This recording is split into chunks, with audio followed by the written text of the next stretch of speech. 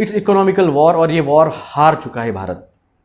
आप ये याद रखिए, इकोनॉमिकल वॉर जो है ये हम हार चुके हैं, हम पूरी तरह से हार चुके हैं ये वॉर। क्योंकि अब ना हम स्टैंड हो सकते हैं ना खड़े हो सकते हैं। करोड़ों लोगों की जॉब जो है वो जा चुकी है। मैंने जो आंकड़े दिखाए थे आपको, 2 करोड़ ऑफिशियली ऑन रोल जो थे नौकरी करने वाले, उनकी जॉब गए, वो 2 करोड़ गए। मतलब उनके घर पे जो काम, उसके घर पे जो उनके डिपेंडेंट 4 करोड़ लोग भुखमरी के शिकार हो सकते हैं। जैसे मैंने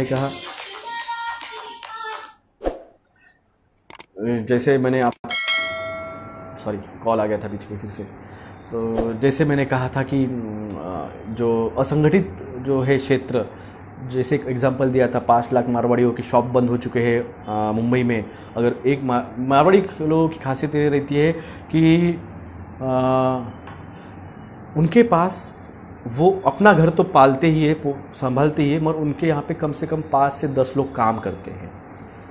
एक स्मॉल इंडस्ट्री है वो, उनका एक शॉप जो रहता है, उनका जो किराना का शॉप जो रहता है, एक स्मॉल स्केल इंडस्ट्री है वो।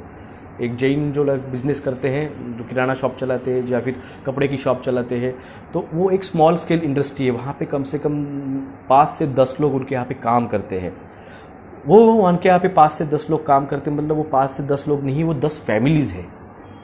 जब 5 लाख लोगों के मारवाड़ियों के शॉप बंद हो जाते हैं, तो 5 मल्टीप्लाई बाय 10 अगर करते हो तो कम से कम 50 लोग एक शॉप पे जो है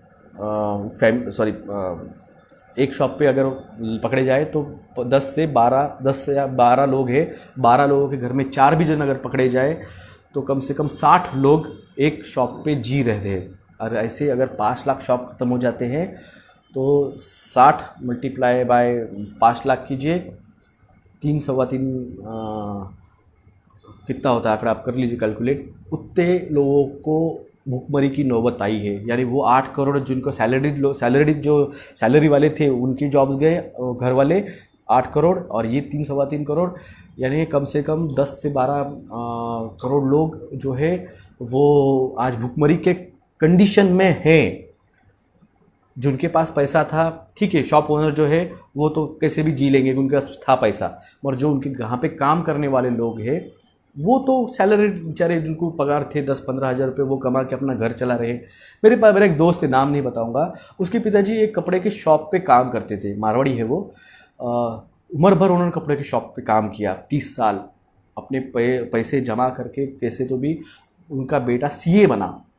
आज उसने उसके पिताजी को एक कपड़े की शॉप डाल के दी, खुद की मालिक है वो। तो एक आदमी का जो वहाँ पे 30 साल पे काम कर रहा था, तो उसके घर में एक बेटा नेक्स्ट जनरेशन में एक एजुकेटेड बना है। ये आप समझिए, एक स्मॉल स्केल इंडस्ट्री है। जो मारवाड़ी जो जैन लोग यहाँ पे है, वो एक स्मॉल इंडस्ट्री चला रहे हैं। अगर आप उनको वहाँ पे जाके आप खरीद नहीं करोगे ना, तो याद रखिए कल उनको उनके वहाँ से 10 में से 2 लोगों को निकालना पड़ सकता है, क्योंकि शॉप नहीं चलेगा। मैं मराठा हूँ बाय कास्ट, आपको लगेगा कि मैं प्रमोट कर रहा हूँ धंधों को, लोकल धंधों को, जैन लोगों को, मारवाड़ियों को, तो मैं मारवाड़ी का हूँ, बच्चा हूँ, बनिया का बच्चा हूँ, इसलिए नहीं। मैं ये बताना चाहता हूँ कि सिर्फ वही लोग नहीं, आपके बाजू के नुक्कड़ पे शॉप है उनके, और भी कई लोग हैं आपके ही समाज के, आपके जाति के होंगे, आप उनसे खरीदो। वहाँ अगर पैसा घूमेगा तो पैसा भारत में घूमेगा, पैसा, वो जो पैसा है वो आपके सिटी में घूमेगा। आज आपने कोई शॉप में कुछ खरीदा, आपने कुछ भी यहाँ पे अगर कुछ खरीदा कोई बाजू वाली शॉप में, वो जाके अगले शॉप में, रिटेल शॉप में जाके, होलसेल शॉप में वो पैसा देगा। वो होलसेल शॉपर्स जाके बाद में कपड़े वाला बेबी सब्जी वाले को पैसा देगा, सब्जी वाला कल घूम घाम के फिर कपड़े वाले के पास आएगा, या फिर आपके ये सिस्टम है। ये अगर आपको नहीं ये सिस्टम अगर आप नहीं समझ पाए तो आप कितना भी कर लो, आप भारत की इकोनॉमी स्ट्रांग नहीं कर पाओगे। पैसा घूमना चाहिए मार्केट में, ना कि बड़े लोगों के पास जाने देना चाहिए। ये बात आप समझिए, ये मैं कहना है। वर्ल्ड बैंक जो है वो हमको बर्बाद करने के लिए ही बनी हुई है। दुनिया भर पे आज भारत पे, मैंने कहा था, मेरे ख्याल से 10 या 15 दिन पहले का मेरा वीडियो है, जब किसी ने इस पर बात भी नहीं की थी। मैं यूट्यूबर्स जो भी है मैं यूट्यूबर्स को सभी को मैं कहता हूँ, आप मेरे वीडियो देखिए। मेरे वीडियो में आपको इतना कंटेंट मिलेगा कि मेरे एक वीडियो में से आप 10 वीडियो बना सकते हो। आप जैसे मैंने कहा, मारवाड़ियों के बिजनेसमैन पे आप वीडियो बना सकते हो। आप उसकी तरह से वो इकोनॉमी काम करती है, किस तरह से इकोनॉमिकल ग्राउंड लेवल पे जिसका इकोनॉमी किस तरह से इस रूट से पैसा आता है। किसान अकेला है, आप समझिए, किसान अकेला है जो पैसा उगाता है, जो ज़मीन से जो पैसा जो है वो प्रोड्यूस 1250 रुपये की कपास की बैग लेके जाता है वो। मैं सबसे रिक्वेस्ट करता हूँ, प्लीज़ मुझे कॉल मत करो। आपको कितना भी बड़ा प्रॉब्लम हो, प्लीज़ मुझे कॉल मत करो। आप व्हाट्सअप डालिए, खास करके दिन में तो प्लीज़, जो मेरा वर्किंग आवर है, ये क्लिनिक ये करके मैं आपको बात कर रहा हूँ। और ख़ास करके बच्चे जो है 25 साल के नीचे के, जब आप चड्डी पहनते थे तब मैं डॉक्टर बना था। कल एक बंदे ने फ़ोन किया मुझे और वो मुझे भगवत गीता सिखा रहा था। मैं आपको क्या कहना है मुझे पता नहीं, मगर जब मैं आपको इतना दे सकता हूँ इन्फॉर्मेशन आध्यात्मिक, तो मुझे इतना तो ज्ञान है।